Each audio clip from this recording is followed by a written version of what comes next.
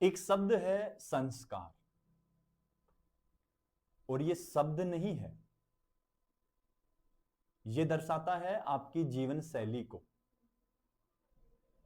ये दर्शाता है आपके व्यवहार को, ये दर्शाता है आपके माता पिता के आचरण को, ये दर्शाता है आपकी 7 पीढ़ियों के आचरण को।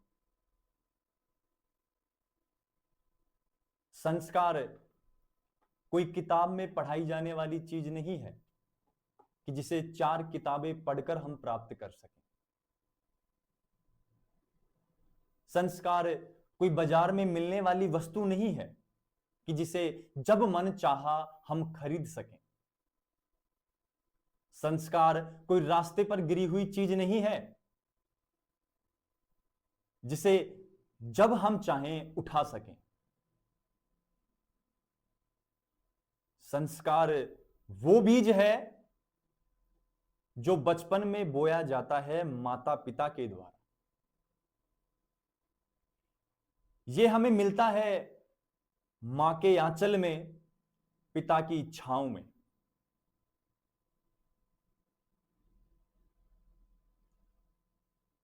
उन्हीं के द्वारा हमें बचपन में संस्कार का ज्ञान दिया जाता है। संस्कार यह भी नहीं है कि आप किसी संस्था विशेष में जाकर सीख सकें कि वहां केवल संस्कार सिखाए जा रहे हैं। अगर ऐसा कह रहे हैं तो बिल्कुल कहना गलत होगा, क्योंकि संस्कार केवल मां बाप द्वारा दिए जाते हैं।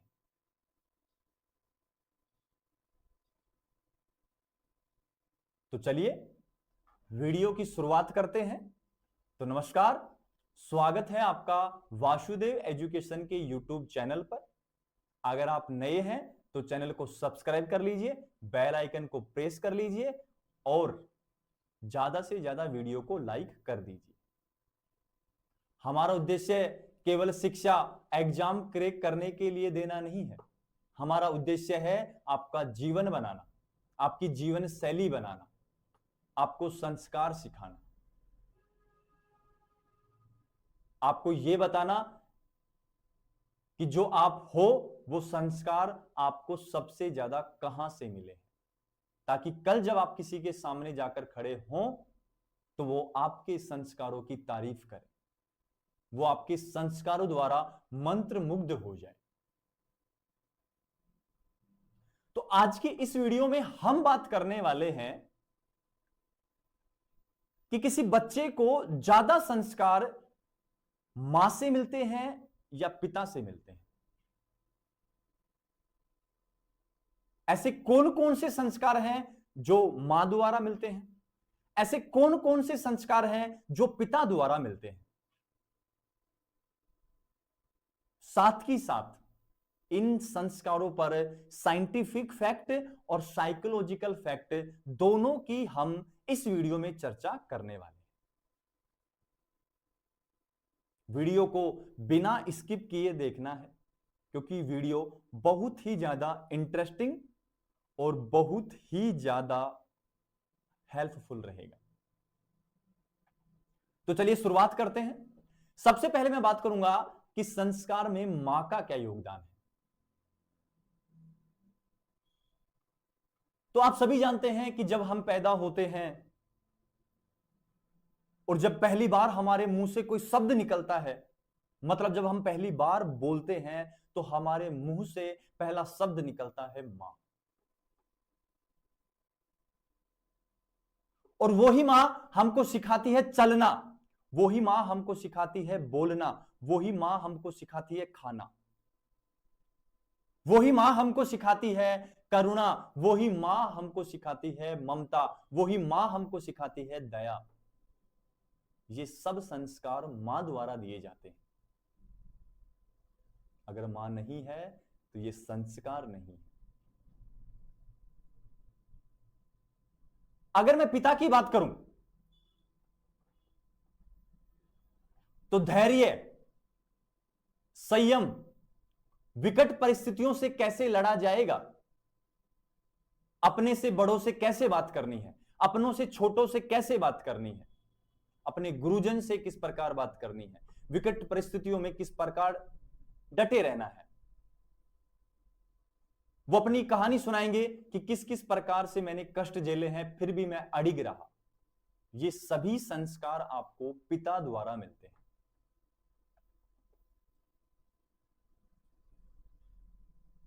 और माता पिता द्वारा दिए गए संस्कारों की तुलना दुनिया में दिए गए सभी संस्कारों की तुलना में बहुत ही ज्यादा वैल्यू रखते हैं।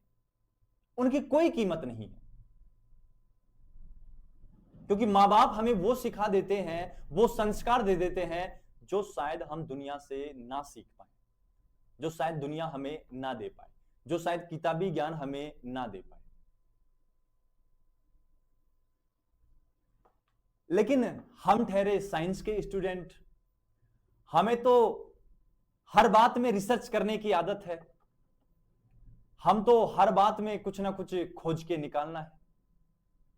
हमें तो हर बात में कुछ ना कुछ तथ्य चाहिए, हमें तो हर बात में कुछ ना कुछ पहलू चाहिए। तो उन्हीं पहलुओं पर हम बात करने वाले हैं कि माता और पिता में से बच्चे में ज्यादा संस्कार माता के आते हैं या पिता के आते हैं। तो सबसे पहले बात मैं करूं साइंटिफिक फैक्ट की, तो साइंटिफिक फैक्ट के अनुसार बच्चे में 50% गुण माता के होते हैं और 50% गुण पिता के होते हैं। मतलब दोनों से संस्कार मिलते हैं।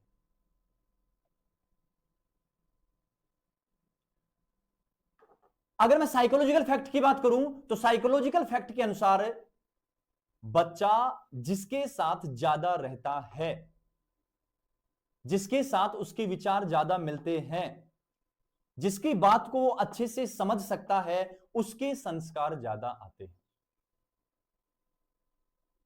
अगर मैं बात करूं साइकोलॉजिकल फैक्ट की, तो साइकोलॉजी के अनुसार ऐसा माना जाता है कि एक बेटा अपनी मां को ज्यादा सीखता है और एक बेटी अपने पिता को ज्यादा सीखती है।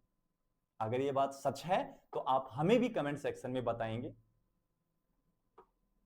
कि आप ज्यादा संस्कार किससे सीखते हैं, या आपको ज्यादा लगाव अपनी मां से है या आप ज्यादा लगाव अपने पिता से है।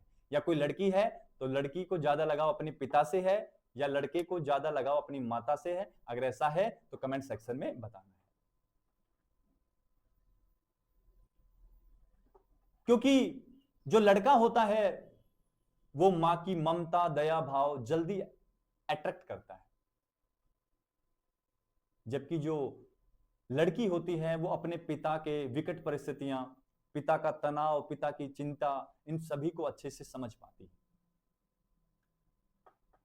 लेकिन अगर मैं बात करूं कुछ तथ्यों की, उन तथ्यों के आधार पर अगर देखें तो कुछ जगह मां के संस्कार ज्यादा आते हैं और कुछ जगह पिता के संस्कार ज्यादा आते हैं। अगर मैं बात करूं रावण, वही रावण जो रामायण का विलन था, ऐसा ब्राह्मण पुरुष, ऐसा ज्ञानी पुरुष जिसके जैसा शायद ही उस समय में कोई था। अगर मैं रावण की मां की बात करूं तो रावण की मां थी कैकसी, और अगर रावण के पिता की बात करूं तो रावण के पिता थे विशर्वा। कैकसी जो एक राक्षस कुल की थी और विशर्वा जो एक ब्राह्मण कुल के थे।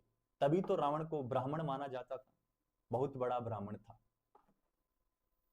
लेकिन रावण राक्षसों में जाना जाता था, मतलब रावण में ज्यादा गुण आए तो वो आए अपनी माता कैकसी के। अगर मैं बात करूं मारीच की, तो मारीच ताड़का का पुत्र था।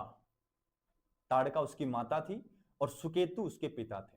ताड़का वो भी एक राक्षस कुल की थी, जबकि सुकेतु देवता कुल के थे। लेकिन मारीच राक्षस बना क्योंकि उसमें उसकी मां के गुण आए थे।